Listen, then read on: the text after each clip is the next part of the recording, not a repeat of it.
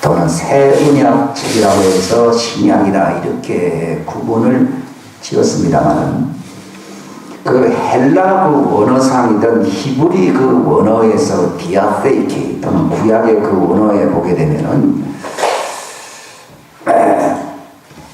이것은 상속이라고 하는 분명한 그 내용을 담고 있는 언약이라는 뜻입니다. 그래서 사람들이 언약이라고 하니까 잘 이해를 못하는 분들이 많이 있더라고요. 저도 잘 몰랐어요, 실상은요. 근데 세상에서 흔히 쓰고 있는 이 용어 가운데 제가 결혼식에 지난번에도 갔다 왔지만 결혼 성약이다, 결혼 언약이다 이렇게 말을 하는 분들이 있더라고요. 근데 그들이 참 정직하게 표현을 하고 있다고 저는 생각을 합니다. 언약이라는 말은 뭐 계약을 했다는 말이 아니고 하나님과 영원한 하나됨의 관계의 그 계약을 가리켜서 이것을 가리켜 거룩한 언약 또는 상속 언약이라 이렇게 말하는 겁니다. 그러니까 언약이라는 말은 결혼용어예요, 결혼용어. 근데 뭐 인간끼리는 결혼하더라도 하나님하고 뭐 그게 무슨 상관이 있는가 하는지 모르지만 호세아서에 이미 구약 성경에 내가 그들에게 장가든다, 그리고 이제 혼인한다 하는 말이 강조해서 그렇게 기록이 되어 있습니다. 구약시대 사람들이 왜 500년, 모세 이후로 500년 또는 700년을 넘기지 못하고 왜 포로로 잡혀갔느냐. 나는 성경 읽으면서 참 슬픈 역사다 이렇게 생각을 많이 했어요. 모세가 예수님 오시기 전 그게 1400년이라 주장하는 사람도 있고 1200년이라 주장하는 사람들이 있어요. 근데 그들을 유월절 날 나오게 하셨고 무교절을 지키면서 이제 출애굽을 했는데, 그로부터 딱 하나님의 계약대로 딱 50일입니다. 50일. 유월절 날 어디 도착했느냐? 시내산에 도착한 것입니다. 그러니까 하나님은 딱 그 절기를 맞추더라고. 스케줄이, 나는 뭐 아무 날 못 불렀다가 그냥 사막에서 고생 많이 하다가 좀 실망한 데가 나타나가지고 저기 시내산이라 해서 거기 도착인 줄 아는데 아니에요. 하나님의 달력에 쫙하게 이 니산월 딱 14일 날 출발하면서부터 딱 정확하게 오순절이라는 날 딱 10일 곱하기 5잖아요. 50일 딱 되었을 때 오순절 날 시내산에 당도하게 해서 그날 모세를 부르셔서 율법을 반포하게 하신 거예요. 물론 딱 그날 도착한 건 아니고 한 며칠 전에 도착해서 옷을 씻고 준비하게 해서 짐승이나 이런 불결한 것들은 산에 올라오지 못하게 하고 이제 모세를 그 산 위에 이제 부르셨는데, 본래 취지는 이 하나님의 오순절 날 그 십계명을 반포하시는 그 하나님의 언약이 있어요. 이게 출애굽기 19장에 기록이 되어 있는데요. 거기서 뭐라 말씀하시는가 하면은 너희가 나의 언약을 지키면은 거룩한 민족이 되고 제사장이 될 것이다. 머리가 되고 꼬리가 되지 아니할 것이다. 왜냐하면 온 세상이 다 나에게 속했기 때문이다. 이렇게 말했다. 그러니까 분명하게 하나님이 모세를 통해서 이스라엘 사람을 그 하나님이 이미 스케줄대로 정해놓은 율법을 반포하시고 하늘에서 하나님이 강림하셨거든요. 오순절날 강림했어요. 하나님이요. 산 위에 내려오셨는데 그 하나님의 선언문이 이 출애굽기 19장에 기록되어 있는데 굉장히 중요한 거예요. 20장부터는 10계명이 기록되어 있고, 원래 뭐 10계명 얘기하지만 그게 아니라 19장에 하나님의 그 이스라엘을 향한 그 언약이 헌장이 선언되어 있습니다. 거기서 너희가 나의 언약을 지키면 이렇게 되어 있습니다. 네. 거룩한 민족이고 제사장 민족이 될 것이고 세상의 머리가 될 것이다 했는데, 근데 이스라엘이 정말 그랬는가? 그게 500년, 700년 지나서 다 망했거든요. 그 이유가 어디 있습니까? 조건이 있거든요. 나의 언약을 지키면 하는 조건이 있어요. 예수님께서도 요한복음 14장에 말했습니다. 내가 너희와 영원히 함께 할 것이다. 뭐 여러 가지 평안을 줄 것이다. 곧 내가 하던 일을, 예수님이 하던 일을 한다 그러면 굉장한데요. 내가 하는 일을 너희도 할 것이다 했지만 조건이 있어요. 너희가 나를 사랑하면은 내 말을 지킬지니라 하는 조건이 있어요. 누가 나를 사랑하는 자냐? 나의 언약의 말씀을 가지고 지키는 자가 나를 사랑하는 자다. 나도 그를 사랑하여 그에게 거처를 함께 할 것이고 아버지가 바로 너희들에게 올 것이다. 예수님만 오는 게 아니라 성령님도 오시고 아버지도 오신다라고 삼위일체의 분명한 그 임재의 놀라운 약속이 있습니다. 그러니까 기독교 2000년 역사가 어땠느냐 보게 되면요, 초대교회만 반짝 굉장했지 그 뒤에는 다 의식화되고 로마 가톨릭 뭐 천년 암흑 시대가 찾아왔고, 그래서 지금으로부터 600년 또 되기 전에 500년밖에 되지 않았잖아요. 종교개혁이 일어나고 뭐 어쩌고 이렇게 해서 지금까지 온 것입니다. 초대교회는 얼마나 영광스러운 교회였든지 주님, 그들의 인사말에 예수님이 곧 오십니다. 근데 요즘 인사말은 예수님이 오십니다. 예수님이 오십니다. 이런 말은 예수님 좀 늦게 왔으면 좋겠다. 이제 이렇게 생각하는 사람들은 많이 있지만도 그들은 인사말도 그랬고 고백도 그랬고 예수님이 오십니다. 만약에 예수님이 임재하실 때에 그분을 사랑하지 아니하는 사람들은 저주를 받을 것입니다. 마라나타 아네, 뭐라 그래? 아니, 아네타마? 아나테마. 이게 제가 헬라말 생각이 안 나요. 마라나타. 그러니까 예수님 오실 때에 예수님을 사랑하지 아니하는 사람들은 저주를 받습니다. 근데 예수님을 사랑한다고 하는 말이 그냥 감정으로 사랑한다는 게 아니라 언약의 말씀을 지킨다, 그렇게 기록이 되어 있습니다. 저는 언약의 말씀을 지킨다고 하니까 예수님이 3년 공생에 했던 그 말만 지키는 걸로 알았어요. 근데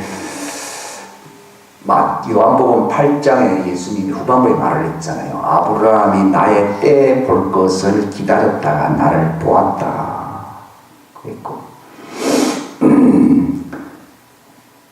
바로 그 아브라함이 바라고 보았던 그 자가 바로 나다, 그렇게 말을 했거든요.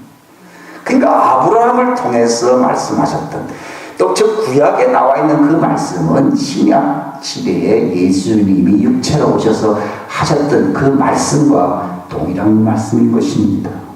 동일한 말씀인 것입니다. 동일한 말씀인 것입니다. 초대교회가 우리는 예수님 말씀을 잘 지킵니다. 그래서 신약 성경 하나 딱 들고 다니면서 우리는 잘 지킵니다. 이렇게 그 당시에 신약 성경이라는 게 없었어요. 죄송하지만 100년까지는, 주후 100년까지는 신약 성경이라는 게 아예 없었어요. 요한계시록이 70년 이후에 기록되어 있었고 그 뒤에 편찬된 것이 거의 한 100년 거의 됐어야 이제 나타난 것이지, 그 당시에 성경이라고 한 것은 무엇이에요? 구약 성경밖에 없었어요. 신약은 요약을 한 거예요. 구약을 예수님 이후에 어떻게 살아야 되는지를 요약을 해서 이제 적용할 수 있도록, 그걸 쉽게 이해할 수 있도록 해석을 한 책이, 구약을 해석한 책이 신약이지 신약 따로 구약 따로 이건 아니에요.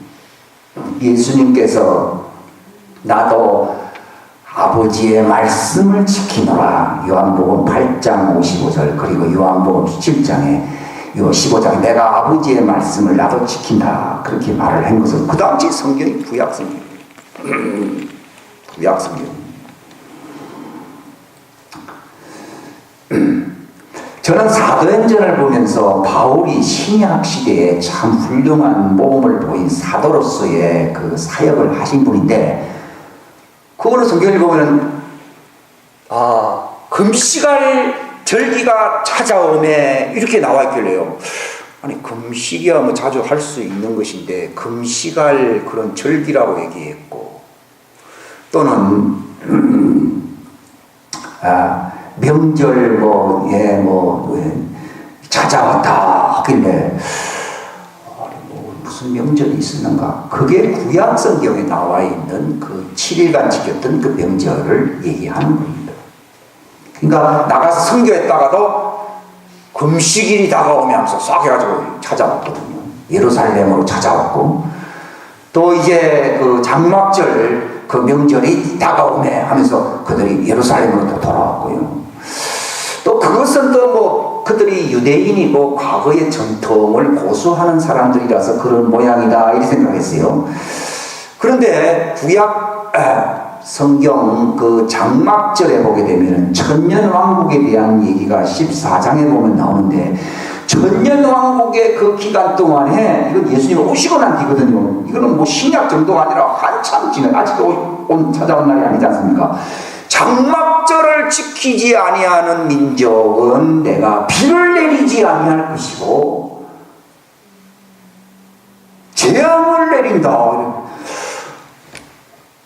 그래서 뭐 이스라엘 사람들 보고만 하는 말이 모양이다 했는데, 천년왕국은 꼭 이스라엘 사람들에게만 해당된 말은 아니에요. 그럼 이스라엘 사람들만 구원받는다는, 그 본토 사람들만 구원받는다는 말이 되기 때문인 것이죠.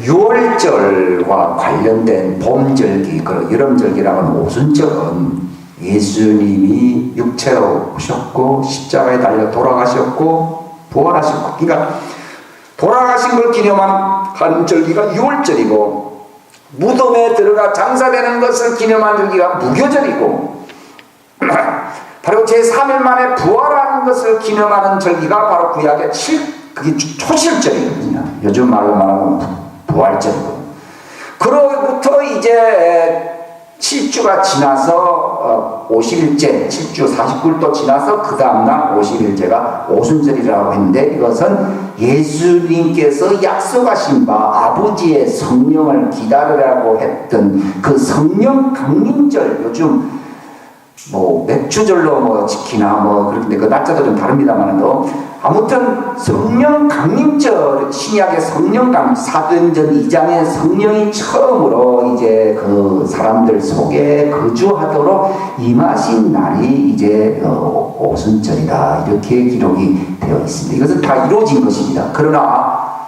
이 가을절기 가을절기는 이것은 이루어지지 아니했다고 하는 점에서 예언적인 절기라고 말씀드릴 수가 있습니다. 무엇입니까? 나팔절이거든요. 티슈리 1일 나팔절은 예수님이 공중 재림하신다고 하는, 고린도전서 15장 나팔 소리가 나매 그리스도 안에서 먼저 죽은 자들이 무덤을 깨고 일어난다.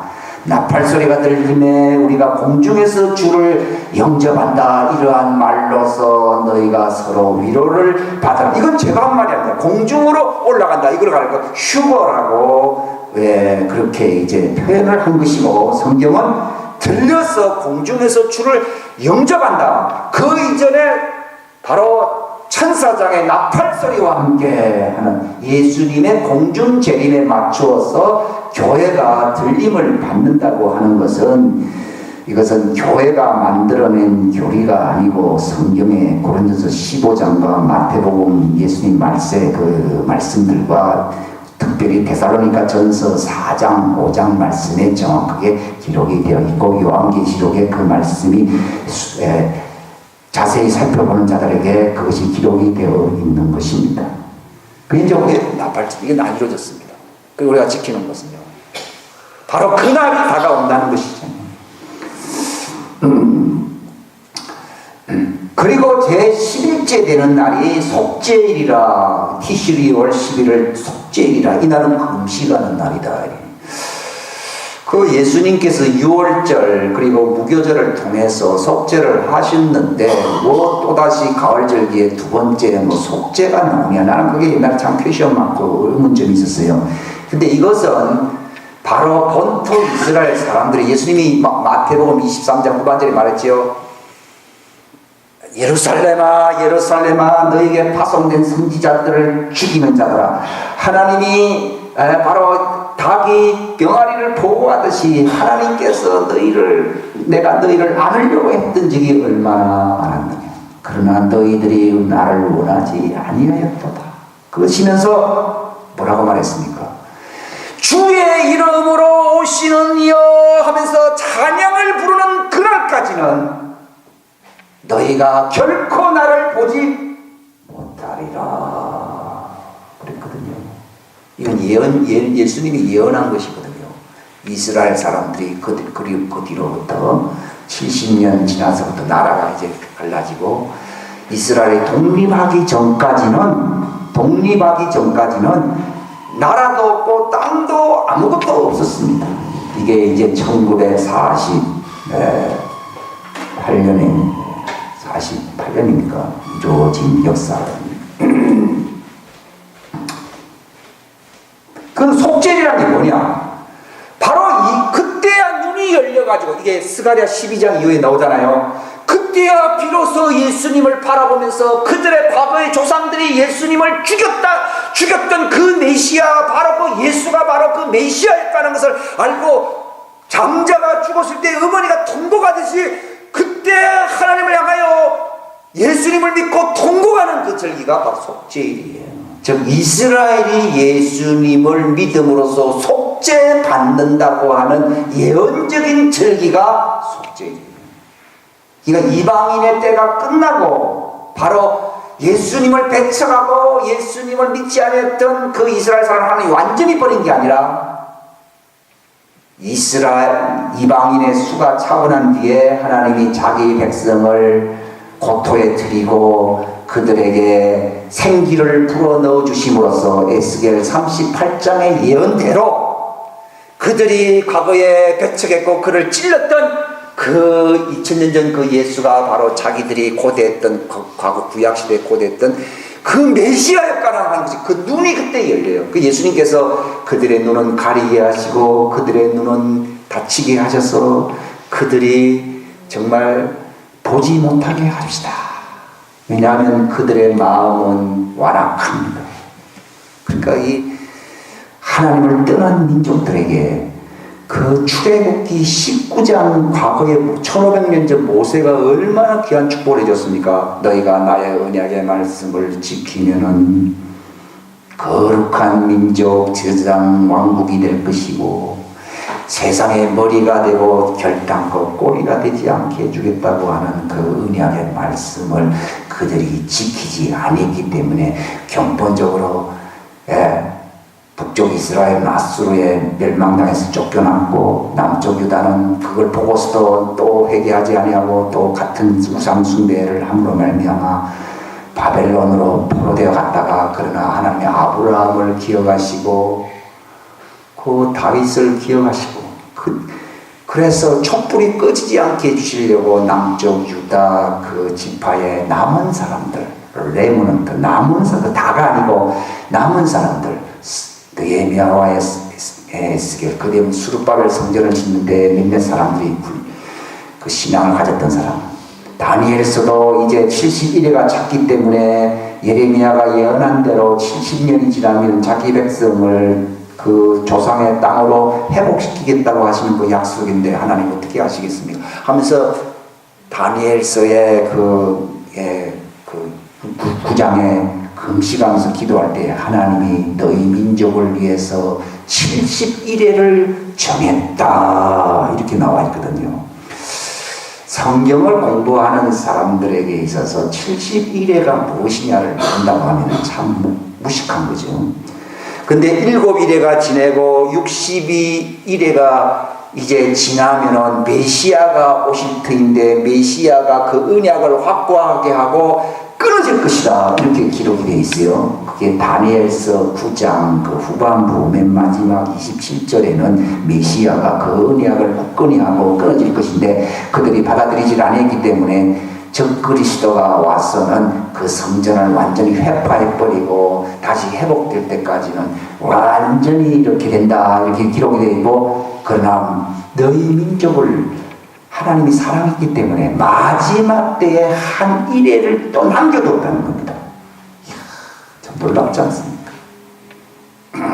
근데 참 놀라운 것은요, 그 70일에서 69일을 딱 계산하게 되면요, 예수님이 6월절 날 십자가상에서 그 언약을 회복하려고, 구약에 이스라엘 사람들이 반역했던 그 언약을 회복하기 위해서 십자가상에서 바로 그 달리기 위해서 내려오시는 그날이 바로 69일회가 지난 정확한 그날입니다. 그 계산한 날수를 제가 시간이 나면 한번 이렇게 보여드릴 마음이 있습니다.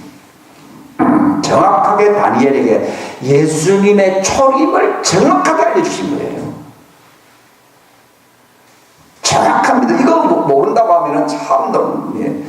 그 날짜가 정확하게 예수님의 초림이, 예, 막연하게 기다렸던 것이 아니라 하나님의 계산, 하나님의 달리기에는 정확하게 예수님이 오신다고 하는 것이 기록이 되어 있고, 언제 십자가상에 돌아가실 것인 것에 대해서 딱 기록이 되어 있습니다. 다니엘은 알고 있었고. 근데 문제는 한 일회를 남겨두었다고 했는데, 그 한 일회의 그날이 언제냐? 이스라엘이 바로 예수님을 만날 수 있게 하는 그 마지막 카이로스 크리티컬 타임, 그 정해진 그날이 있는 것입니다. 그게 스가랴스에 그들이 예수님을 바라보고 슬피 우는 날이라고 되어 있습니다. 그게 이제 속죄일이라. 이방인은 이미 6월절에 그 예수님의 속죄를 통해서 은혜 시대에 들어간 것이었지만, 이스라엘 사람들은 버림을 받았고 마지막 한 일이라는 7년을 얘기하거든요. 요한계시록에서 마지막 한 일의 7년을 모르면 그 요한계시록을 이해하기는 어렵습니다. 근데 지금은 그런 것들이 다 풀려져야 할 마지막 때에 우리가 이제 근접해 왔다는 사실을 우리가 경각심을 갖고 믿어야 될 것입니다. 그러니까 그 한 일회라고 하는 것이 누구를 위해서 남겨놓은 것이냐? 이스라엘을 위해서 남겨놓은 거예요. 그 한 일회 가운데 포함되어 있는 극적인 클라이맥스, 가장 중요한 때가 언젠가 하면 이스라엘이 회개하고 속죄받는 날이 있어요. 즉 우리는 예수님을 믿고 속죄받지 않습니까? 근데 이스라엘 사람은 모릅니다. 양과 아직도 염소를 드리기를 원해서 제3성전을 지으려고 하는 자들이지, 아직도 예수님을 모르는데, 그 한 일회를 하나님이 정해 놓으셔가지고서 그들에게 강구와 회개하는 영을 하나님이 부어주시는 때가 오는 것입니다. 그들이 이제 하나님께로 돌아오고 속죄받는 날이라고 해서 그 속죄일이에요. 이미 우리는 6월절 지나간 것이군요. 그래서 한 일회를 아는 사람은요, 그 속죄일이라고 하는 것이 바로 놀라운 그 주제가 담겨져 있다는 것을 알아야 되는데, 그 다음에 이제 우리가 이번 우리가 이렇게 기념하고 있는 이 장막절이라고 하는 것은 초막에 거한다는 절기거든요.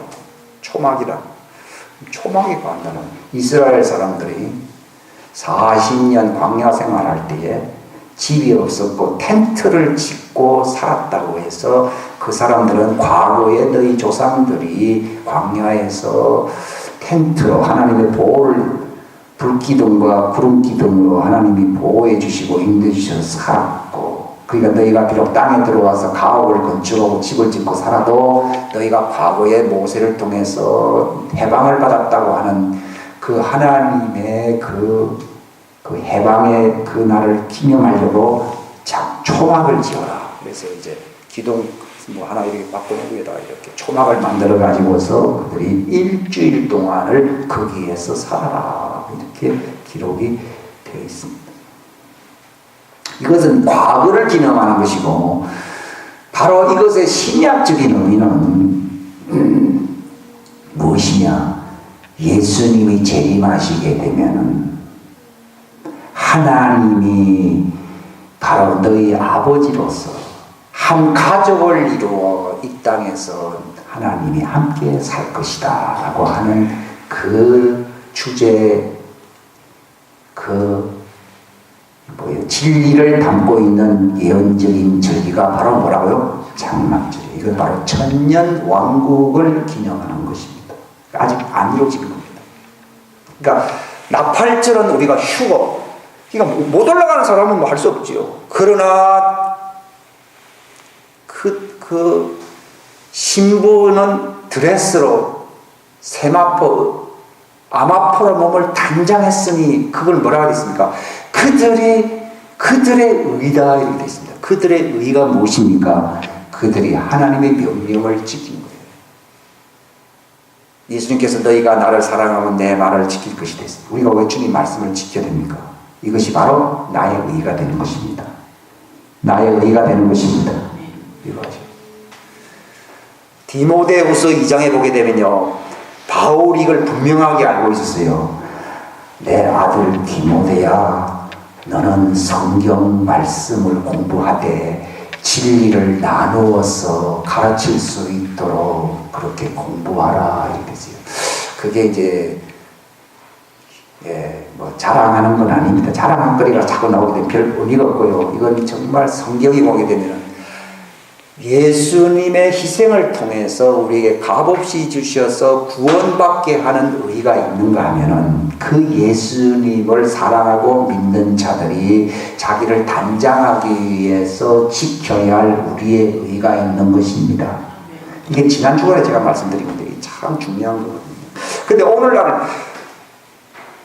유대인들은 행위의 율법으로서 구원 얻으려고 하기 때문에 실패한 사람들이고, 그러나 이제 행위의 율법으로서는 구원받을 육체가 없다고 바울이 갈라디아서 로마서에 이미 기록되어 있고, 우리가 바로 예수 그리스도의 그 십자가의 희생을 통한 그 은혜의 언약을 통해서 구원을 받는다. 이것은 우리의 의가 아니라 하나님께로부터 난 의라고 해서 하나님의 의라고 부르는 겁니다. 이거는 선물로 받는다고 되어 있어요. 이거를 에베소서 2장에 보게 되면은 우리가 믿음을 통하여 은혜로 말미암아 구원을 받나니 이것은 우리에게서 난 것이 아니요 하나님의 선물이다 이렇게 있어요.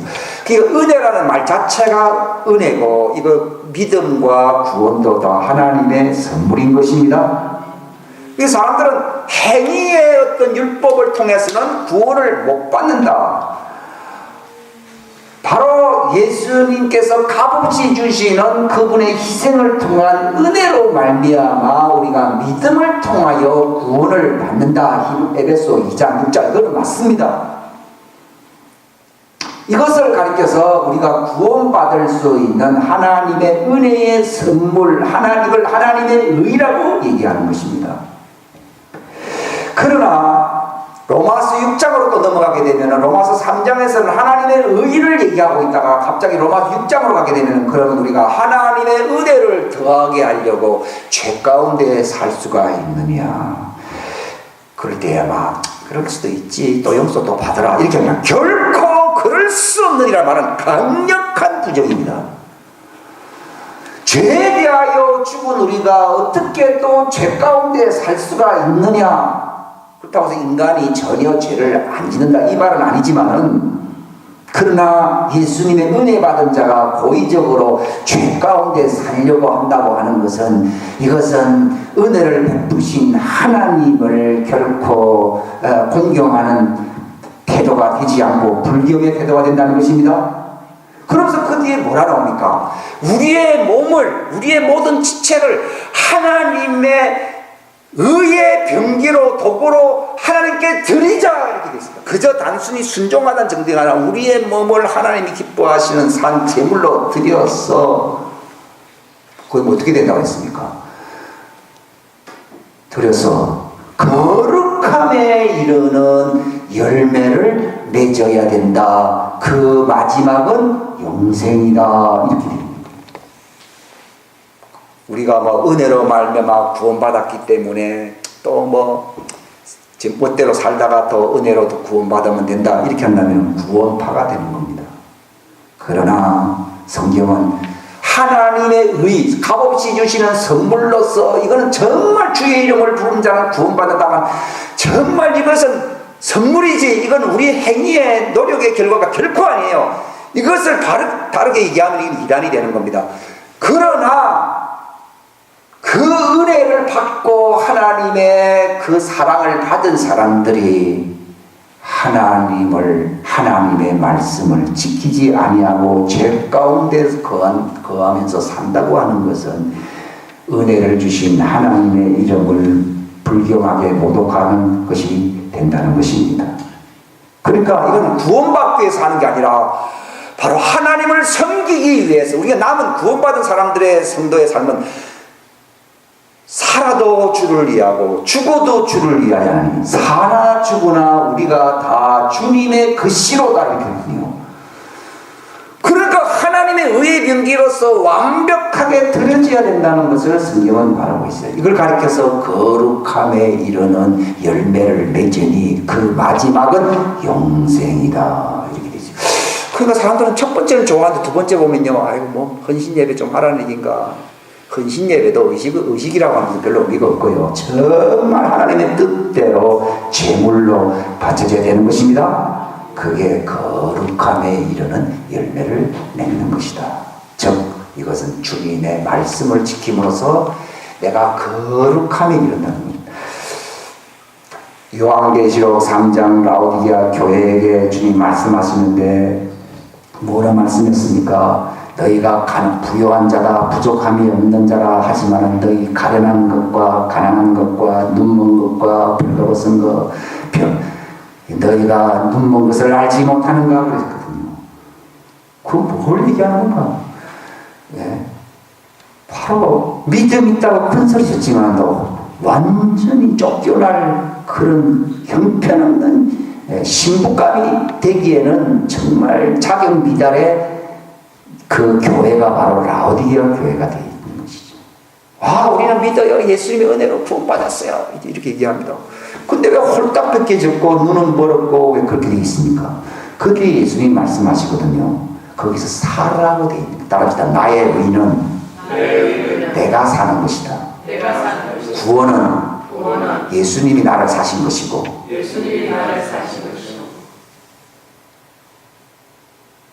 거룩함은 내가 사는 것이다. 그게 나오잖아요. 너희는 불로 연단된 금을 사서, 이건 주님이 사주는 게, 예수님이 십자가의 피에 희생 구원받을 수 있는 것은 하나님의 의는 예수님이 값을 지불해서 우리를 산 거예요. 그래서 내가 구속받았다고 하는 겁니다. 사람은 그것만 생각합니다. 그러면 로마서 3장만 나가야 되고 로마서 6장부터는 이걸 필요가 없습니다.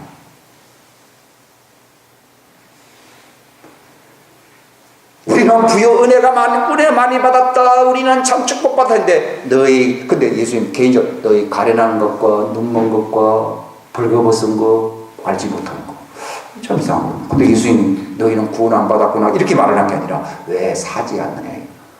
예수님이 은혜로 우리를 구속했다는 말은 샀다는 얘기거든. 이것만 알았지 왜 너희는 사지 않느냐. 산다는 사기 위해서는 값을 지불해야 됩니다. 값을 지불해야 됩니다. 이것은 제가 하는 말이 아니라 예수님이 하신 말씀이에요. 명령을 지키고 계명을 지키는 것은 하나님이 다 해주신다는 겁니까? 내가 값을 지불해야 된다는 것입니까? 내가 값을 지불해야 되는데 자기가 해야 할 값은 지불 안 하고 산다는 겁니다. 그럼 어떤 일이 일어납니까? 벌거벗은 자가 된다는 겁니다. 쫓겨나지 않습니까? 예복을 입질 아니했구나. 얘들아 종들아 저 사람이 어떻게 혼인 예식에 들어왔느냐 당장 내쫓아라. 마태복음 22장이요. 그러니까 그 사람이 입이 있어도 말을 못하고 뻥하니 오늘 내가 구원받았는데요. 나는 은혜로 구원받았는데요. 여러분 너희 가련한 것과 눈먼 것과 벌거벗은 것을 알지 못하는 것. 그렇게 하시면서 한 말씀이 너희는 내게서 불로 연단된 금을 사서 부요한 자가 되고 흰옷은 내가 준다고 뭐라 하는 너희가 흰옷을 사라고 말을 하고 있습니다. 흰옷을 사서 벌거벗은 수치를 보이지 않게 안약을 사서 너희 눈을 뜨게 하라 이렇게 됩니다. 이것은 우리가 값을 치러야 된다는 것입니다. 이걸 가리켜서 우리 의라고 하는 겁니다. 이 분야가 상당히 가려진 말씀인데요. 마태복음에 예수님, 마가복음에 있고 누가복음에 있어요. 어떤 부자가 찾아와가지고 선생님 하니까, 선한 선생님이니까 네가 예수님을 하나님의 아들로 메시아로 보지 못하니까 좋은 선생님을 봤더니, 좋은 선생님, 선한 선생님, 그러니까 네가 왜 나를 선하다고 하느냐 하는 말은 인간으로서는 선한 자가 없다는 것을 예수님이 말씀하신 것입니다. 예수님이 하나님의 아들로서 거룩하신 하나님의 아들, 이렇게 하면 맞는데, 선생을 보면서 좋은 선생, 선한 선생이라니까, 네가 왜 나를 선하다고 하느냐, 하나님 외에는 선한 분이 없느니라. 그러면서 그 사람이 뭘 나에게 요구하니까, 내가 무엇을 해야 영생을 얻겠습니까? 딱 그랬거든요. 그러니까 예수님 말씀이 나를 믿어야지 이렇게 말을 한 게 아니에요. 여러분 이거 잘 하셔야 됩니다. 영생에 들어가려면 명령을 지키라고 했어요. 그러니까 부자가 그 계명이 무엇입니까? 딱 그러니까 뭐라 했습니까? 예수님이요. 도둑질하지 말라, 살인하지 말라, 거짓말하지 말라, 내 부모를 등기고. 내가 어려서부터 지켰습니다. 그러니까 예수님께서 사랑하사 그를 보시며 그에게 부족한 것을 아시고 할 말이, 너가 바로 탐욕이 네 속에 있다 이 말이죠. 예. 네 재물을 가난한 자에게 팔고 나를, 성경은 탐하지 말라. 10계명이 거짓된 거 하지 말라. 9계명이 탐내지 말라고 되는데, 이 부자가 마음속에 보면 겉으로는 도둑질하지 않았지만 탐심이 있거든요. 가난한 자들에게 주라니까요. 심히 슬퍼하며, 왜 슬펐습니까? 탐심을 가진 사람들은 빼앗긴다는 것은 자살 행위로 느껴지는 것입니다. 그러니까 심히 슬퍼해서 떠나갔다 그랬습니다. 예수님께서 부자가 천국에 들어가기는 낙타가 바늘 끼고 참 이런 참 이야기를 했죠. 제자들이 딱 떠나는데, 그러면 구원받을 사람이 누가 있겠습니까? 딱 그러니까, 그렇지, 사람으로서는 할 수 없지만 하나님으로서는 다 가능한 자들이지. 그러니까 베드로가 딱 듣고 난데, 주님, 제가 주님을 따랐을 때는 배도 버리고 모든 것을 다 내려놓고 주님을 따랐습니다 하니까, 예수님 말씀하시기를, 나와 네 복음을 위하여 자기 집과 재물과 뭘 버린 사람들은 이 땅에서 백배나 얻고 그 내세에서 영생 얻지 못할 자가 없다. 사람들 이런 성경 기절 이런 것을 별로 좋아 안 합니다. 솔직히 얘기했어요. 그냥 옛날에 있었던 얘기처럼 들리지는, 그건 바울이 한 말도 아니고 예수님이 직접 하신 말씀이 마태복음, 마가복음, 누가복음 세 군데 다 기록 다 돼 있어요. 얼마나 중요한 말씀인지. 근데 제가 말씀드리는 것은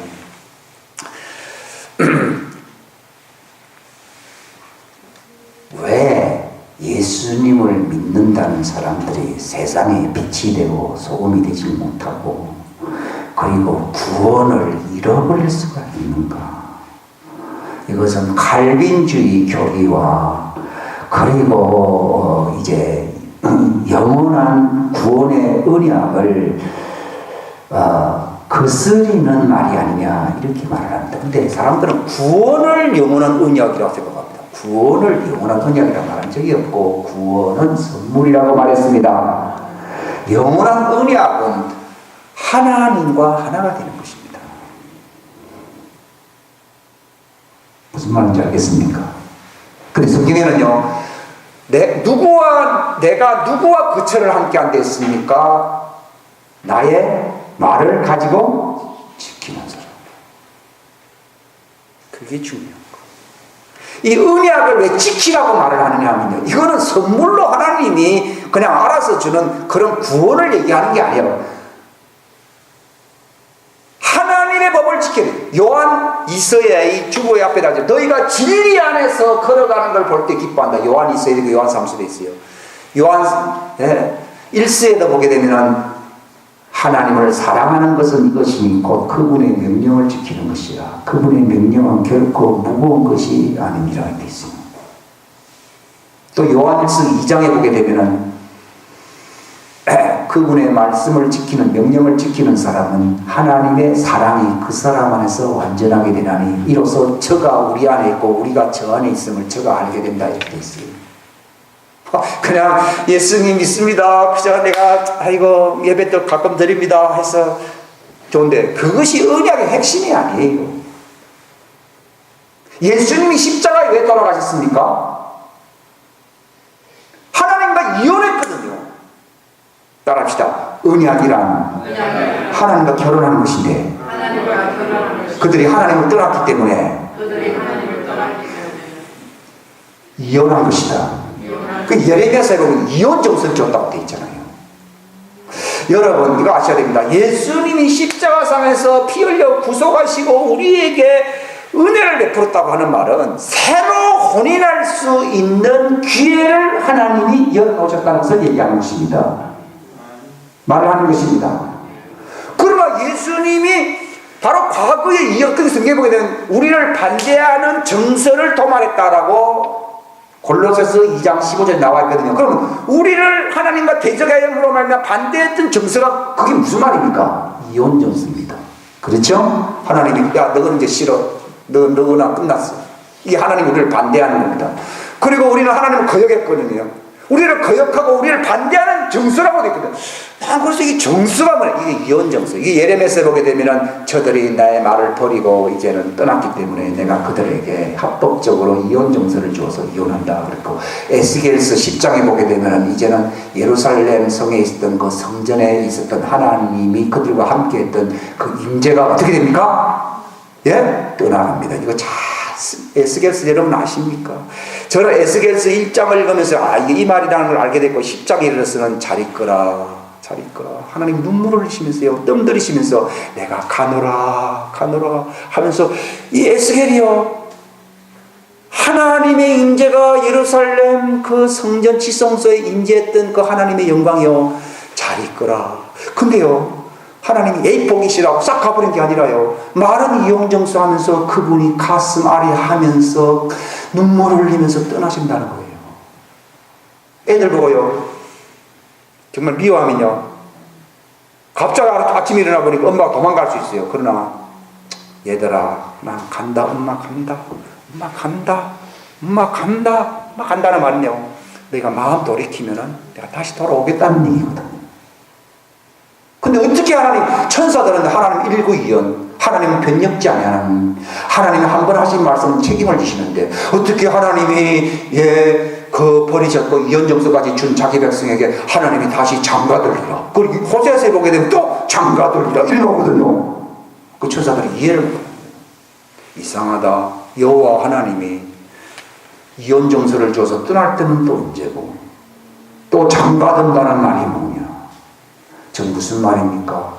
그분이 천사와 같은 모습으로 아브라함에 나타나셨던 그 모습, 그분 하나님으로 나타났던 그 모습으로서는 이제 이스라엘 에덴 동산에서 함께 하셨던 그 하나님의 그 모습으로서는 그들과 함께 할 수가 없습니다. 그래서 다시 재혼하시려고 합시다. 신약은 하나님이 재혼하시는 것이다. 이게 로마서 7장에 나와 있어요. 제가 읽어드리겠습니다. 제가 여러분 구약과 신약이 뭔지 구약은 옛날 하나님이 결혼했는데 인간들이 파괴해버렸고 신약은 뭡니까? 예수님이 이제는 내 피로 세우는 새 혼인 언약이라 해요. 언약이라는 결혼한다는 말입니다. 주님을 사랑하기 위해서는 내가 구원받았다 이것만 해줘야 됩니까? 주님과 같이 살아야 됩니까? 예? 주님과 같이 살아야 됩니다. 주님과 같이 살기 위해서는 어떻게 됩니까? 주님의 말씀을 지켜야 됩니다. 이게 요한복음 14장에 나의 말을 가지고 지키는 자가 나를 사랑하는 사람인데 내가 저에게 거처를 줘라. 저는 교회 안에 왜 하나님의 임재가 이렇게 약합니까? 내가 저들이 나의 명령을 말씀을 지키지 않기 때문이다 라고 분명하게 말씀하십니다. 이 하나님 말씀을 지키면은 우리가 무엇이 됩니까? 성전이 됩니다. 성전이 됩니다. 성립된다는 말을 어떻게 표현합니까? 흰 세마포를 입는다. 아마포를 입는다. 그 아마포는 하나님의 의입니까? 성도의 의입니까? 성도의 옳은 행실이라고 하는 성도의 의지, 하나님의 의가 아니에요. 구원은 누구의 의입니까? 하나님의 의인데 이것은 선물로 준 것이고, 선물로 받은 사람은 구원받았다고 해서 하나님 빠이빠이 다음에 봅시다, 천국에서 만납시다 이렇게 살아야 됩니까? 하나님과 결혼해야 됩니까? 예수님과 결혼해야 됩니다. 교회는 그리스도의 몸이니 그렇습니다. 그럼 어떻게 해야 결혼하는 겁니까? 구원은 합법적으로 결혼할 수 있는 권리를 준 것이 구원이에요. 그렇죠? 그러면은 권리가 있는데 사람들은 권리만 행사하지 의무는 행사하지 않더라고요. 권리가 있으면 반드시 의무가 있어요. 근데 예수님은 권리 행사하는 자를 기뻐한다고 했습니까? 예, 권리만이 아니라 내 명령을 지키는 자를 사랑한다 했습니까? 내 명령을 지키는 자를 사랑한다 했습니다. 그럼 지키는 자를 사랑한다는 의미가 뭡니까? 그가 내가 오겠다. 그가 바로 내 신부다 하는 것을 얘기합니다. 그래서 구원받았다고 주장하는 사람이 많으면서도요, 거룩함이 없고 하나님 뜻대로 살지 아니하고, 성경에 고린도서 10장에 바울이 뭐랬습니까? 너 구원받았냐 안 받았냐 이렇게 물은 게 아니라 그리스도가 너희 안에 계신지 너희 자신을 확증하라. 만약에 스스로 그리스도가 내 안에 있는 것을 내가 알지 못하면 뭐라 했습니까? 너는 버리는 사람이다. 구원받았냐 교회 갔냐 이렇게 얘기한 게 아니에요. 그 말도 잘못 들으면요, 우리가 착하게 살아야 구원받냐, 그 말이 아니라 권리는 따라서 권리는 하나님이 선물로 준 것이고, 권리를 받은 자는 기쁨으로, 감사함으로, 사랑함으로 그분을 섬겨야 합니다. 그런데 그분을 어떻게 섬깁니까? 그분 섬긴다 그러니까요, 내가 열심히, 그런 말이 아니라 그분의 말씀들을 지켜야 돼요. 예수님이 산상수훈의 말을 했어요. 내 말을 듣고 행하는 사람은 그 집을 반석 위에 세운, 나를 믿고 구원받은 사람은 그 집을 반석 위에 졌다 이렇게 얘기 안 하고 있어요. 꼭 율법주의자처럼 예를 하고 말을 하고 있습니다. 율법주의자라는 표현은요, 구원을 율법으로 받는다는 말이 그건 잘못된 율법주의자고, 아까 얘기했잖아요. 하나님의 의는 믿음을 통해서 하나님의 선물을 받는 것이고, 그건 권리를 우리에게 준 것이에요. 뭐 할 수 있느냐? 결혼할 수 있는 언약, 결혼할 수 있는 특권을 준 것입니다. 그게 놀라운 얘기예요. 그래서 예수님이 십자가 돌아가신 것은 바로 우리를 반대하고 우리를 대적했던 그 정서를 동원해버린 것이지, 율법 자체를 없애버렸다고 사람들 또 해석해버리더라고요. 율법 자체를 없앤 적은 한 번도 없어요. 예수님 뭐라고 말했습니까? 내가 율법을 폐하러 온 줄로 생각하지 말아라. 난 율법을 완성시키려고 왔다고 했어요. 근데 율법의 완성이요, 바로 율법의 목적이 그 언약을 지킴으로 그들과 결혼해서 사는 것인데, 하나님의 가족이 된다는 것인데, 이것은 인간이 죄를 지었기 때문에 무너진 것이기 때문에, 죄 때문에 무너진 것은 이 하나님과 결혼하여 영생을 얻는 이 언약이 무너진 것이거든요. 그것 때문에 예수님이 돌아가신 것이지, 율법의 의와 관계된 그 모든 법을 다 없이 한 게 아닙니다. 물론 구약의 제사제도라든지 이런 의식제도는 예수님의 그 희생제사를 말을 하는 것이기 때문에 더 나은 제사를 통해서 대체가 되어버렸고, 예수님의 희생을 통해서 레위 제도가 바뀌었다는 것이, 히브리서를 기록한 목적은 사람들 봐라, 히브리서를 봐라, 구약이 완전히 끝났고 이제는 구약하고는 아무 상관이 없다, 막 구약이 끝났기 때문에 11조도 안 지킨다 이렇게 얘기하더라고요. 근데 제가 여러분 오후에 어떤 분들이 와서 들을는지는 모르겠지만은요, 내 백성이 11절을 안 한다. 참, 내가 더 이상 얘기하면요, 깜짝 놀랄까봐 얘기 안 합니다. 주님이 직접 하신 그 지옥에 갔다 온 사람의 증언이 있어요. 이야, 주님이 직접 11조에 대해서 한 말을 내가 어디 듣고냐, 머리가 진동했습니다. 그전에는요, 저렇게도 말을 하고 저렇게도 말을 하는데 조금 좀 모자라구나 이렇게만 생각했거든요. 예수님이 직접 하신 말씀이 있습니다. 근데요, 무너진 구약 율법, 이게 바로 하나님과의 언약이거든요. 그래서 예수님이 새 율법을 준다 했습니까? 새 언약을 준다 했습니까? 이건 중요한 겁니다. 만약에 새 율법 줬다 그러면 구약은 이제 성경은 버리. 근데 예수님 분명히 말했습니다. 새 율법을 준 게 아니라 새 언약이래. 새 언약이 뭔가 하면 인간이 죄를 지었기 때문에 뭐가 깨졌습니까? 언약이 깨졌거든요. 언약을 회복시키려고 예수님이 십자가에 죽은 것이지 율법을 완전히 버려버리려고 십자가에 죽은 게 아니에요. 그 말은 언약이 깨진 사람들도 구약의 율법을 지키는데 도둑질하지 말라, 살인하지 말라, 뭐하지 말라 이거 명절도 지키는데 말이에요. 언약이 예수님이 십자가를 통해서 회복되어 예수님과 결혼하고 나면은 이제 율법을 안 지켜야 됩니까? 더 잘 지켜야 됩니까? 더 잘 지켜야 되지요. 그전에는 좀 억지로 지키기 잘 몰라서 제가 조금 억지로 지키는 면이 있었어요. 이걸 알고 나면요,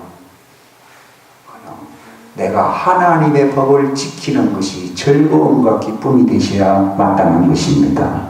그 뒤부터 나는 뭘로 사는 겁니까? 그분의 말씀으로 사는 것입니다. 여러분, 결혼식은 딱 한 번만 하면, 1시간만 하면 끝납니다.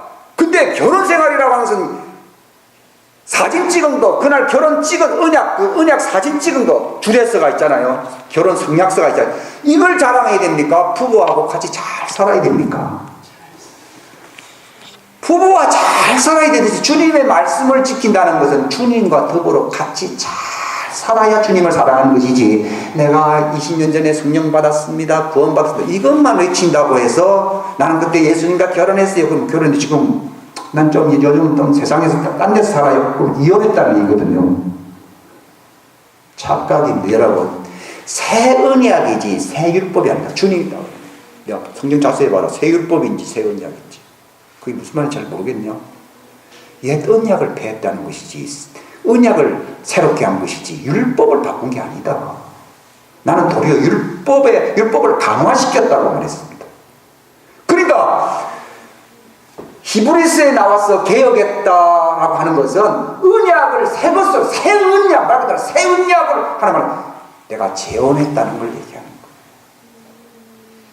인간으로서는 자격이 없는데 예수님이 인간의 죄를 완전히 십자가상에서 도말해 버리시고 예수님이 죽은 자 가운데서 부활하신 것은 그분이 새로운 몸을 가지사 신랑이 되시려고 부활하신 것입니다. 따라합시다. 구원은 십자가의 죽음으로 완성된 것이나 새 결혼은 예수님이 부활로서 완성된 것이다. 그거 나와 있습니다. 이거 아까 읽으려고 했다 안 읽었잖아요. 보세요. 결혼을 어떻게 하느냐 나와 있어요.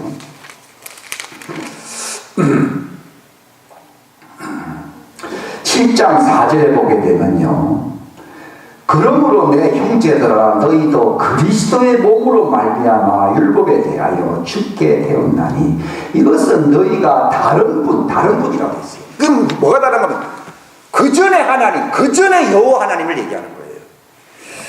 다른 분, 곧 어떤 자가 있습니까? 죽은 자들로부터 일으켜지신 분과 결혼하게 하려 함이요, 그래서 우리가 하나님께 이르는 열매를 맺게 하려 함이라. 이렇게 되어 있어요. 예수님 왜 부활했습니까? 새 신랑. 그럼 옛날에 신랑은 누구였습니까? 여호와잖아요. 여러분 구약성경 보면 여호와잖아요. 근데 언약을 어겼잖아요. 그래서 이혼 정서를 줘버렸잖아요. 그러면 그것으로서는 이제는 다시 결합이 될 수가 없습니다. 근데 예수님이 새 언약이란 말은 더 쉬운 말로 말하면 재혼을 얘기하는 거예요. 근데 재혼인데 옛날과 하나님이 옛날 일은 다 지나갔다 막 없었던 일로 하자 이렇게 아니라 그걸 완전히 끝장내버리려고 자신이 저주받아서 과거의 인간이 하나님과 언약을 맺지 않으면 저주인 것입니다. 저주란 말은 하나님 없이 사는 것을 저주라고 하는 겁니다. 그걸 예수님께서 육체로 오셔서 완전히 그걸 옛사람이 옛 체제라 얘기해요. 옛날 그 율법 아래 있었던 그 옛날 사람들을 얘기하는, 이걸 완전히 십자가상에서 끝내버린 겁니다. 근데 예수님이 죽은 자 가운데서 부활하심으로 새 사람이에요, 예수님도. 이걸, 자, 골로새서 1장을 또 보시게 되면요, 찾으면 시간 걸릴까 제가 읽어드립니다. 1장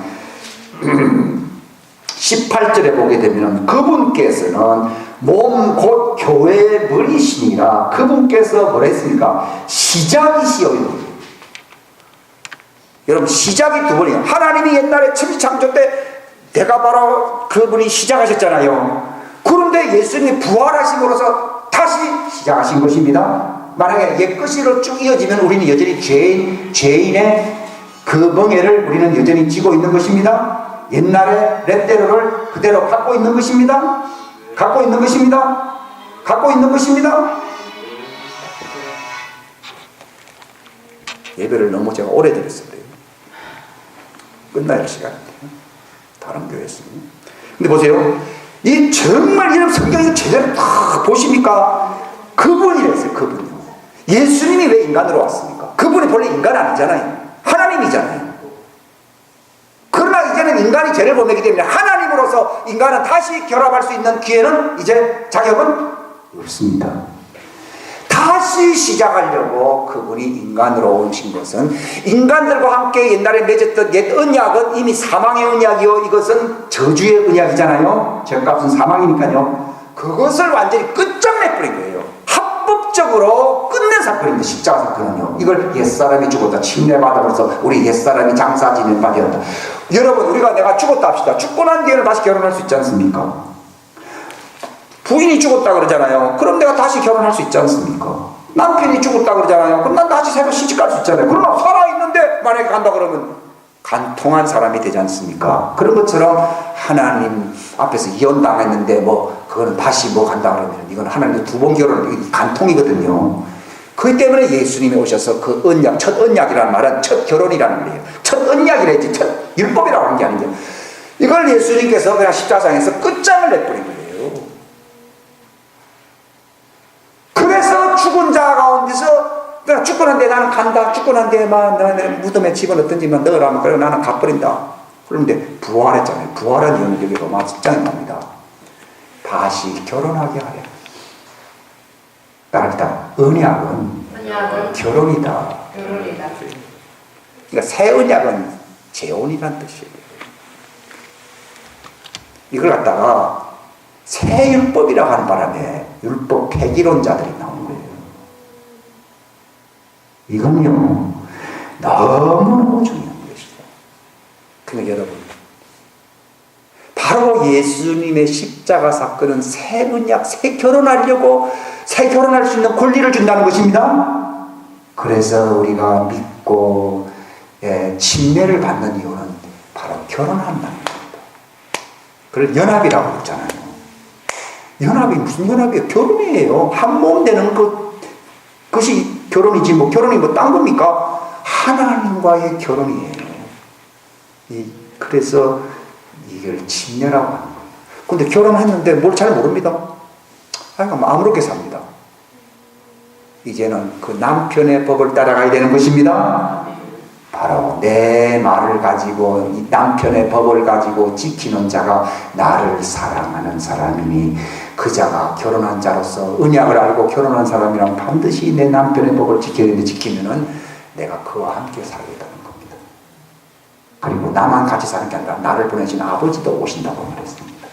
그리고 성령님은 말할 것도 없이 그들을 진리 가운데로, 모든 진리 가운데로 인도하신다라고 나왔습니다. 이 요한복음 14장부터 17장이니까 결혼 얘기더라. 그리고 포도나무 가지 비유가 무엇입니까? 그게 내가 아버지의 명령을 지켜서 내가 그분의 아버지 사랑 안에 살듯이 너희도 내 명령을 지키면은 내 사랑 안에 결혼 관계, 부부 생활이 되냐는 거. 그렇게 사는 사람들은 내가 어떻게 됩니까? 원래 나쁜 친구와 사귀면 나쁜 사람이 됩니다. 근데 좋은 친구와 사귀면 좋은 사람이 됩니다. 그런 것처럼 예수님과 같이 더불어 살면 나는 정말 거룩한 사람이 되는 것입니다. 그래서 내가 거룩하니 너희도 거룩하라는 말은요, 내와 같이 살면 네가 거룩하게 된다는 겁니다. 그러면 우리가 어떻게 됩니까? 예수님을 닮는다 이 말입니다. 우리가 어떻게 예수님을 닮습니까? 예수님과 같이 살고 예수님 말씀을 같이 나누고 교제하는, 여기 요한 1서에 보게 되면요, 참 중요한 얘기가 나옵니다. 우리가 보고 들은 그것을 너희에게 밝히 드러내면 또한 너희가 우리와 교제하게 하라는 거예요. 왜 교제가 안 되는 줄 압니까? 예수님과 결혼했어요. 잘 살질 않으니까, 세상적으로 사니까 교제가 안 되는 거예요. 그러면 교회가 억지로 교제하는 방법이 있어요. 다 같이 지멋대로 사는 사람들끼리 모여가지고 교제하면 됩니다. 그런데 예수님을 모시고 예수님 성전되어서 예수님과 더불어 같이 사는 사람은요, 예수님과 같이 더불어 같이 안 사는, 교회만 나올 뿐이지 믿는다고는 얘기하지만 생활은 따라오지 않잖아요. 그런 사람하고 교제하기가 어렵습니다. 이걸 거룩한 교제, 또 거룩한 입맞춤이라고 나와 있어요, 성경에는요. 만약에 교회가 예수님과 교제하는 사람들이요, 그 사람 따라서 같이 이렇게 가게 되면 교회는 거룩한 공동체가 될 것입니다. 그런데 그렇지 아니한 사람들끼리 교회가 서클이 될 수도 있고 클럽이 될 수도 있고 그냥 동창회 모임처럼 될 수도 있고 이래 하잖아요. 그러면은 예수님하고 상관없기 때문에 이거는 다른 그 클럽 단체나 세상 단체나 별로, 종교 단체와 별로 다를 게 없습니다. 근데 이 교제의 시작은 어디서부터 시작되느냐?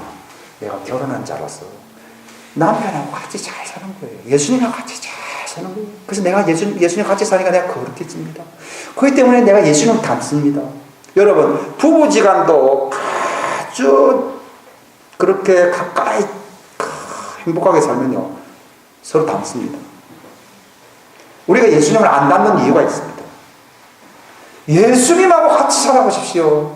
예수님의 음성이 들리고 예수님의 임재를 얘기하고, 여러분 장막절의 핵심은 뭔가 하면요, 하나님과 영원히 가족이 되기 위해서는, 장막은 하나님이 사람들과 함께 거한다는 얘기지 않습니까? 살기 위해서는 우리가 이 땅에서 예행 연습을 해야 되는데 어떤 예행 연습을 해야 됩니까? 그분하고 같이 살아야 됩니다. 같이 살아야 됩니다. 신앙생활에 가장 중요한 것은요, 왜 사람들은 자기 입으로 안 됩니까? 자기 입으로 안 됩니다. 제 입으로 안 됩니다. 근데 그분과 같이 살게 되면 내가 거룩해지더라고요. 그전에는 내가 내 입으로 하려고 하면 도저히 안 된대요. 예수님과 같이 사는 것이 이렇게 몸에 여겨지게 되면요, 남편이 계속 이렇게 힘으로 내가 하는 게 많아요. 예수님이 너희가 나를 떠나서는 할 수 없다는 말은 예수님과 같이 살아야 할 수 있다, 그 말입니다. 자꾸 우리는 남편 없이 내 힘으로 하려고 그러거든요. 나를 떠나서는 네가 아무것도 할 수 없다는 말은 죽고 난 뒤를 얘기하는 게 아니라 이 땅에서 네가 나와 같이 살 때에, 나도 예수님이 말했잖아요. 나는 스스로 아무것도 할 수 없노라. 내 안에 계신 아버지가 하시느니라. 아버지가 말씀하셨고 아버지가 내 안에서 일을 하신다 그랬지, 예수님이 홀로 한다는 말이거든요. 그런 것처럼 너희는 신부들이니까 나를 떠나서 할 수 있다고 생각하지 말아라. 할 수 없다. 내가 하는 일을 너희가 하게 된다는 말은 바로 예수님과 함께 한다는, 바울이 뭐랬습니까? 내가 사는 게 아니고 뭐랬습니까? 신랑이 산다고 돼 있거든요. 오늘날 신앙생활이 힘들고 믿음을 잘 모르는 이유는 예수님이 사는 게 아니라 전부 자기 혼자 하려고 하는 겁니다. 그래서 외롭다 그러거든요. 저도 옛날 참 많이 외로웠어요. 근데 예수님과 같이 사는 것이 이제 외로움이 떠납니다. 두려움은 안 떠나는 줄 알았어요. 두려움은 이거는 하나의 체질인 줄 알았어요. 근데 예수님과 같이 살고 하게 되면 두려움이 떠납니다. 그리고 이 장막절은 기뻐하고 즐거워라고 되어 있거든요. 아이고, 별 슬픈 일이 많고 좋은 일도 없는데 뭘 자꾸 기뻐하고 즐거워하느냐. 예수님과 같이 살면은 그분과 함께 기뻐할 수 있습니다. 내 속에 슬픔과 탄식이 떠나갈 것이다. 이사야 62장 말씀이 이루어질 것입니다. 너는 이제는 정말 뷰라고 하리라, 기쁨이라고 하리라 그랬잖아요. 남편하고 같이 사니까. 신앙생활은 예수님과 같이 사니까. 근데 사는데 주도권이 내가 있는 게 아니에요. 그리스도가 내 안에 사는 것이죠. 나는 그분의 옷자락만 잡고 따라가면 돼. 그림자처럼 따라가면 돼. 이게 신앙생활이에요. 근데 우리는 얼마나 내가 그랬지. 예수님은 그러잖아요. 나는 내 이름으로 온 것이 아니라 내가 아버지 이름으로 왔다. 그래서 나는 항상 아버지의 일을 한다, 이렇게 말을 했거든요. 근데 그런데 우리는 항상 내일은 내일 이렇게 말을 하잖아요. 그건 아직 신랑을 잘 모르기 때문에. 우리 언약이라는 말 자체가 예수님과 결혼하는 것이 믿음이에요. 그런데 이거 믿음으로 구원받지 뭘 또 행하라고 합니까? 여러분, 결혼하면은 남편 법대로 같이 사는 거죠. 그게 말씀을 지킨다는 말이지, 예수님은 예수님대로 살고 나는 나대로 열심히 살고, 그 말이 아니거든요. 그러니까 남편 법대로 남편 따라서 남편이 하는 일을 한다, 그 말입니다. 그러니까 내가 하던 일을 네가 한다, 그 말이라는 말이 그 말입니다. 그래서 뭐 우리가 예수님 흉내 내가지고서 뭐 하려고 그러니까요, 너무 힘들어서 안 되는데 어떻게 할 수 있는데, 내가 하던 일을 네가 같이 사니까 너도 이제 네 일을 하는 게 아니라 내가 아버지 일을 했듯이 너는 나와 함께 사니까 누구 일을 한다고요? 신랑의 일을 하잖아요. 남편이 직장이고 보면은 그냥 그 직장에서 그 일을 같이 한다, 그 말입니다. 놀라운 얘기죠. 그러니까 내 멍에는 쉽고 가볍다고 한 것이지 따로따로 산다고 그러면은 그것은 우리가 감당할 수 없는. 그러니까 구약시대에는 왜 힘들었느냐? 아직 결혼하기 전이었거든요. 그들은 이혼증서를 받았고 예수님 오실 때까지 기다려야 했기 때문인 것입니다. 근데 말씀드리려고 하는 것은 바로 예수님의 피가 바로 예수님과 한 몸 되게 만들어주는 그 언약이에요. 예수님께 성찬식을 행할 때 뭐랬습니까? 이 잔은 내 피로 세우는 새 결혼 언약이다, 이 말이에요. 여러분, 예수님의 피를 믿습니까? 우리가 뭐 그냥 성찬식 때 한번 나와가지고 예수님 참 수고하셨네요, 그렇게 생각할 수도 있습니다. 근데 그게 아니에요. 새 언약이라고 했어요. 모양이다. 그게 아니라 나와 같이 살아야 된다. 결혼이요. 합법적인 결혼을 가리켜 새 언약이라 했어요. 그러면 내가 갖고 있는 것을 다 네가 가지고 있다. 상속이란 말을 붙는 거예요. 상속. 주님의 것은 다 우리 것이 돼요. 예수님의 것은 아버지도 다 내 것이 되는 것처럼. 당자 위에 보게 되면 뭐랬습니까? 염소 새끼 한 물도 안 줍니까? 그러니까 내 것은 다 내 것인데, 이게 어린 아이들은요, 결혼을 모릅니다. 우리가 왜 주님의 말씀을 지키느냐? 그분의 피가 바로 합법적으로 결혼할 수 있는 새 상속 언약, 그분의 것이 내 것이 될 수 있는 언약인 것입니다. 그것도 뭐 이걸 여러분, 예수님이 언제 합니까? 내가 프로포즈한 게 아닙니다. 예수님이요, 내가 너에게 장가되겠다는 겁니다. 이건 내 피로 세우는 성약이면 내가 너와 결혼하겠다는 겁니다. 우리가 만약에 예수님과 결혼하려고 그러면요, 참 우리는 자격이 없기 때문에 어떻게 보면은 주눅든 정도가 아니라 물러설 것입니다. 근데 예수님이 찾아와서 구원을 하신 겁니다. 내 피로 세운 새 언약.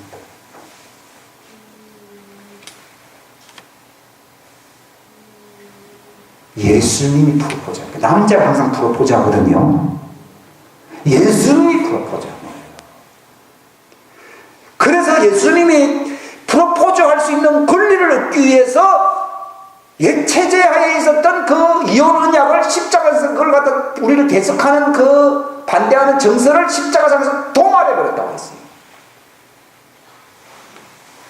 그래서 로마서 또 7장 4절 말씀이 이루어졌다고 했잖아요. 5절입니까? 이제는 죽은 자 가운데서 부활하신 분, 새로운 분이잖아요. 그가 골로새서 1장에 18절에 뭐라 되어 있습니까? 죽은 자 가운데서 다시 태어나신 분이야. 따라합시다. 예수님은 죽은 자 가운데서 다시 태어나셨다.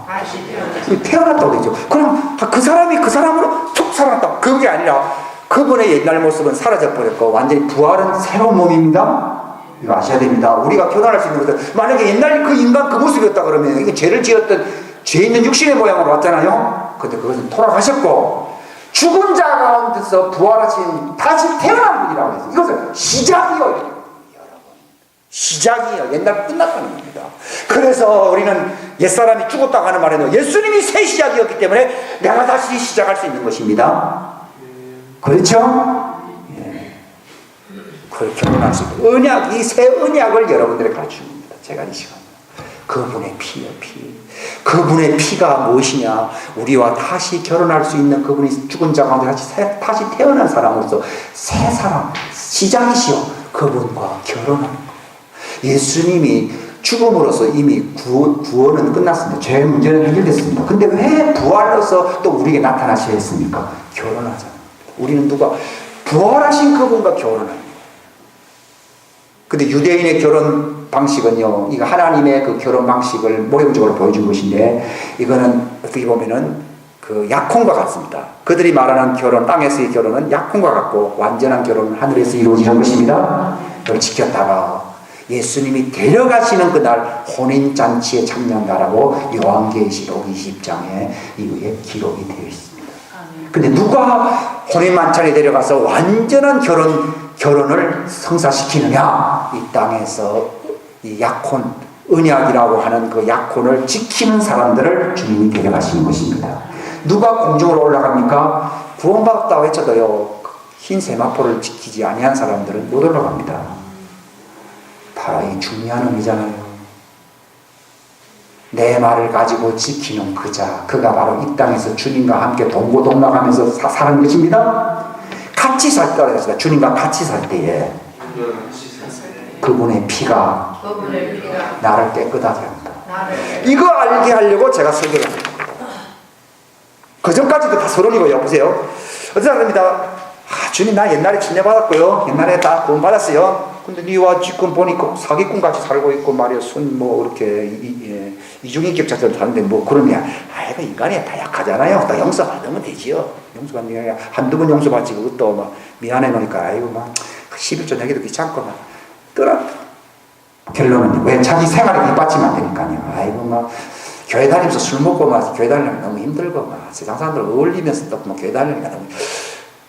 이 천주교는요, 막 제사 지내도 좋고 우상숭배도 좋으니까 막 교회 나오라. 이게 천주교고. 근데 우리는 그냥 은혜로 구원 받았어. 나와서 그냥 막 구원이나 받아. 이거는 방종으로 가는 겁니다. 진리라고 하는 것은 은혜학을 가르쳐줘야 진리인 것입니다. 주님과 같이 살아요. 침례받은 사람은 주님과 같이 살아야 됩니다. 그걸 따라서 주님과 교제하며 살자. 교제해야 됩니다. 설교 한번 듣는 거로 끝나는 게 아닙니다. 교제하면 내가 세상 끝날까지 너희와 함께 교제를 하면 어떻게 됩니까? 우리가 나쁜 짓을 할 수 있어요. 왜냐하면 아직 체질이 안 바뀌었기 때문에. 근데 우리가 죄 있다고 자꾸 고백을 하면 교제하면서 예수님 나 잘못했어요. 저가 그랬냐 하면서 또 피를 또 부어주십니다. 피의 언약의 피의 역사는 계속 반복됩니다. 그래서 두루마기를 씻는다 이런 말이 나오잖아요. 씻을 수가 있거든요. 여러분, 내가 옛날에 3년 전에 구원 받았고 지금 그거는 딴 따라 하면서 결혼식을 했다는 것이지 얼마든지 남남으로 살 수 있습니다. 근데 중요한 것은 그걸 한 목적이 결혼식을 한 목적이 되어 있습니까? 같이 살아야 됩니다. 그게 주님의 언약을 지키는 것입니다. 결혼 언약을 왜 합니까? 결혼식을 위해서 합니까? 아닙니다. 헤어지지 않으려고 하는 겁니다. 우리가 주님과 왜 새 언약의 복음의 말씀을 받습니까? 침례를 왜 받습니까? 같이 살아야 됩니다. 근데 같이 안 살거든요. 왜 같이 안 산다는 말은요? 걱정, 근심 다 하고 살고. 예수님이 그래서 네 문제는 내 문제잖아요. 옛날에 그거 잘 몰랐어요. 근데 네가 지금 고민하고 있는 문제는 네 문제가 아니라 내 문제다. 내가 네 남편으로서 네가 그렇게 사는 건 내가 너무 힘들다. 와, 그 진리하는데 시간이 얼마나 많이 걸리는지 모릅니다. 우리가 요한일서 주제는 원래 요한일서 3장 7절까지입니다. 우리가 서로 교제하는 이게 제일 중요합니다. 교회는 코이노니아, 교제의 단체인데 그 교제의 시작은 예수님과 교제합니다. 우리가 모여서 간증하잖아요. 내가 주님과 교제하면서요. 주님이 나를 만지셨고 나를 치료해 주셨어요. 내가 주님의 음성을 들었어요. 내가 주님이 이렇게 내가 이런 사명을 이런 간증이 나와야 되는데 모이면 딴 얘기 한다. 밥 잘 먹었나? 네. 근데 갔다 왔어요. 교회 교제를 하기 주로 만나면 할 말도 없어요. 가버립니다. 왜 교제거리가 없어요. 말할 거리가. 그 말할 거리는 어디서 나와야 됩니까? 남편과 같이 사는 거를 간증해야 돼요.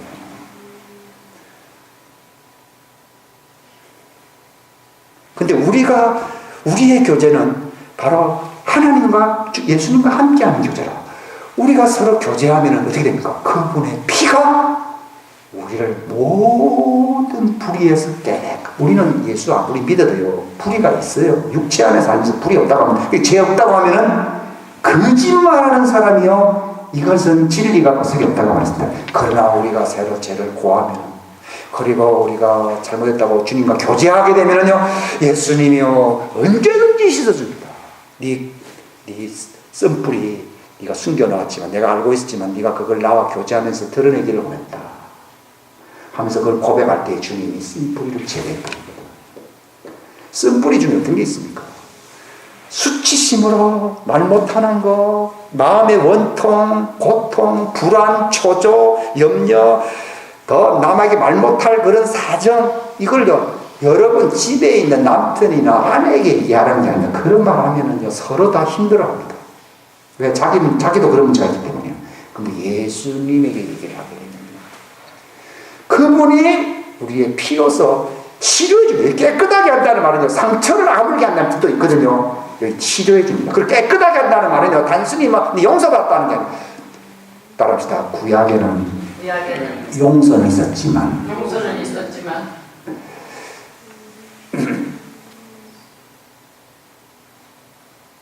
깨끗하게 하는 치유는 없었다. 그걸 제가 말하려고 하면 사람들이 이 출애굽기 34장 17절 봅니다. 내가 긍휼을 수천에게 베풀며 불법과 범법과 죄를 용서하되. 근데 보세요.